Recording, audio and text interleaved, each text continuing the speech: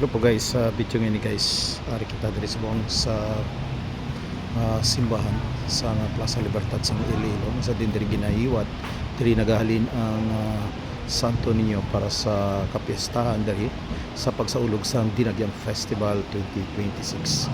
So muni guys, no, makita naton preparation sa mga tao sa simbahan para sa parade dugay-dugay. So makita naton guys no ang katawong sang ilang nga simbahan kagdamo naman nagamat-amat pasulod diri.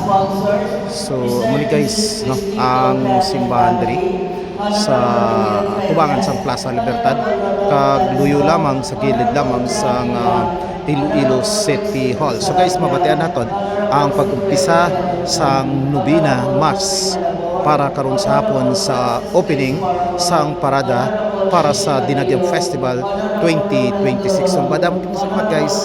Bye-bye.